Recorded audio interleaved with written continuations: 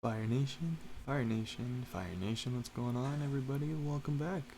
Carpentry and Farming How-To coming right at you. This is some more Project Zomboid. My name's Singe. Thank you for joining us. Stay tuned for some deep insiders.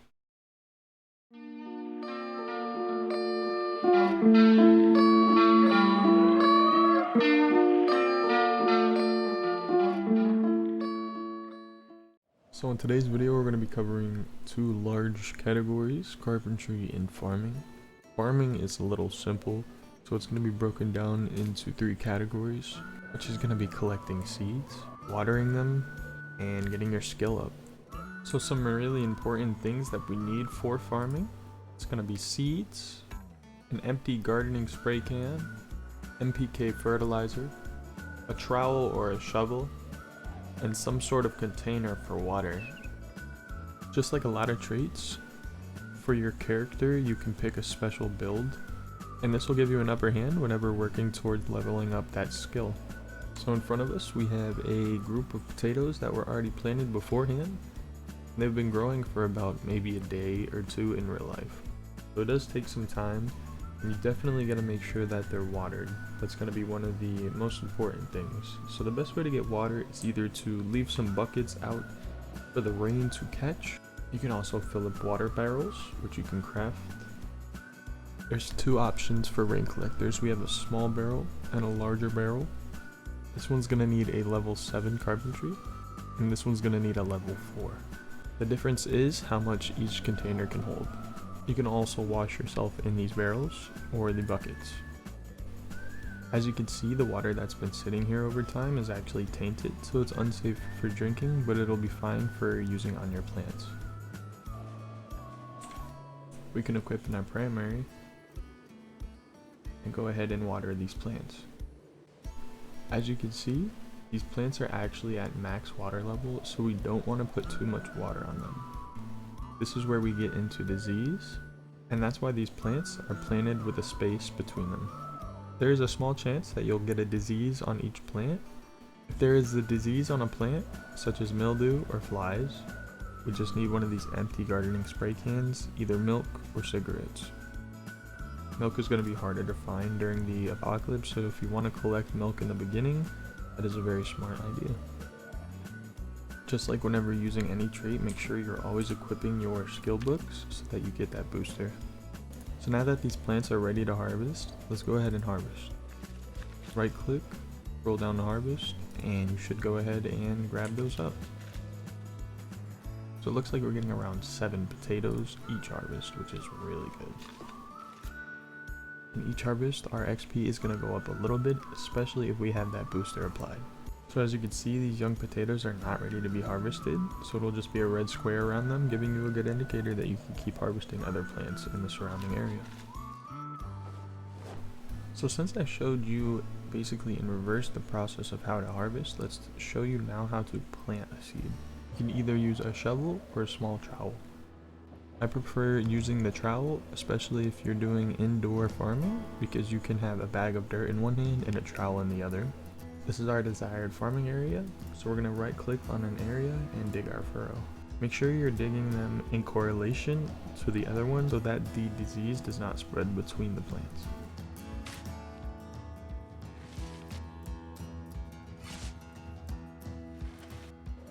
Also, while digging furrows, you have a chance of getting worms, which then can be used for bait and fishing. Now that we have our seeds, all we have to do is keep them in our inventory, right click on our furrow, and sow our seeds.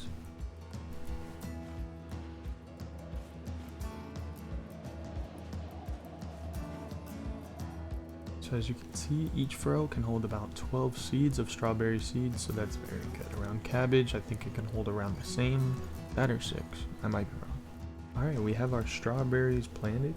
Now we just need to water these guys. If it was raining, we wouldn't have to do a single thing. We would just let it rain. Unfortunately, it did just stop raining. So we're going to go ahead and show you guys how to water these with barrels. We have a bucket. We come to this barrel and fill our bucket. So what we want to do is give it a full 100 water. The bucket's now about empty. So you keep repeating this process until you have all of these strawberries planted. Your plants don't need to be on 100 water, especially if your world rains quite a lot. So it's always a good idea just to keep that in mind. So this fertilizer is going to boost our growing process by about 40%. So each bag of fertilizer can be used multiple times on multiple different plants. It just has a certain amount in each bag. It will also increase your harvest. So just like anything else, with farming we're going to right click our plot, give it a fertilize.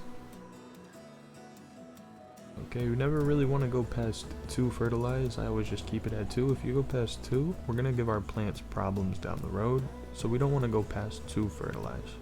2 is enough fertilizer to give the plant enough boost to where you won't have to wait days. But at the same time, it won't give you a mildew problem. Alright, Fire Nation, and that is the process on how to farm. And now, it's what you guys have been waiting for, carpentry.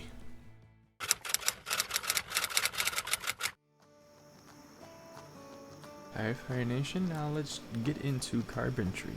So what you're gonna need with carpentry, quite simple, we just need some nails, planks, a saw, a hammer, and a screwdriver.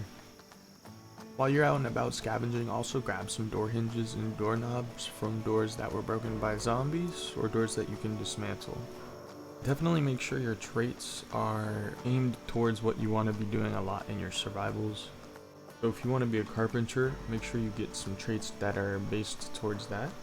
I have just a simple survival trait base here, and it's going to make survival easy for me. Also, as you can see around the base, I have some things that you wouldn't really see in the carpentry menu. You can pick these things up around the world, such as these exit signs or an open sign, simply by using this UI menu over here. This is going to be your best friend. So we're going to pick up things. You can either pick up the property sign, or to cycle through the objects on this tile, just press R, and it'll bring us up to the canopy. As you can see, placing things on certain tiles can be a bit buggy. But if I was to take off this sign, I'd be able to place that balcony and then put the sign under the balcony once again.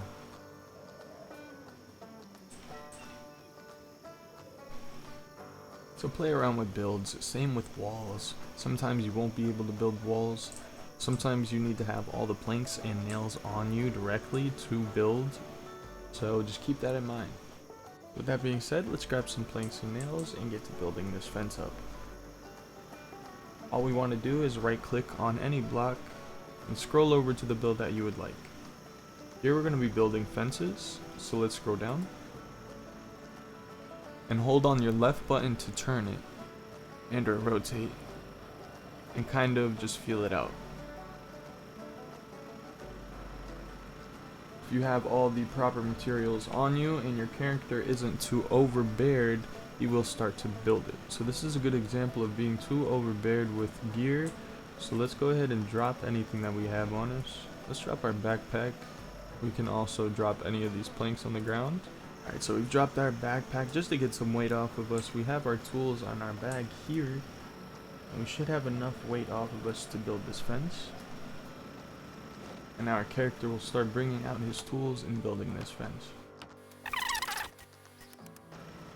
As you can see here on this fence, I have a rope.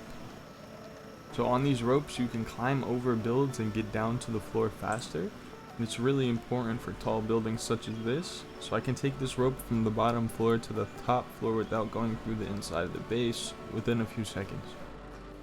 So to create that rope over the wall, all you have to do is come to a clothing, come down to craft rope. We need some nails and a hammer. Depending on how far from the floor this fence is how many ropes you need. But as you can see, we're unable to build a rope over this fence just simply because we don't have enough ropes. And now we should be able to add an escape rope, which and then we can climb over or press E on the fence and our character will simply come down to the next floor. Fire Nation, here's an important pointer. Whenever you're trying to get to the next floor and you can't really build up, this is how you're going to do it. We just want to do a staircase, and as soon as we do a staircase, a floor tile will spawn here, and from here we're able to just put more floors down, and that creates a quote-unquote next floor. So here we had to put another staircase, in which it added this tile, and we just expanded these floors out. and we expanded that out. So it's considered a roof and a floor at the same time. And from here, we can jump down and get down on our entire base just by a rope. Some of the best ways to level these stats are going to be by breaking down things outside in the wild, such as a cafeteria table or anything metal that you can find is really good for boosting your metal experience also, which will be in another video. Make sure you have your boosters on whenever you are breaking down these items. As you break down the items, you'll see it actually gives you a pretty good boost.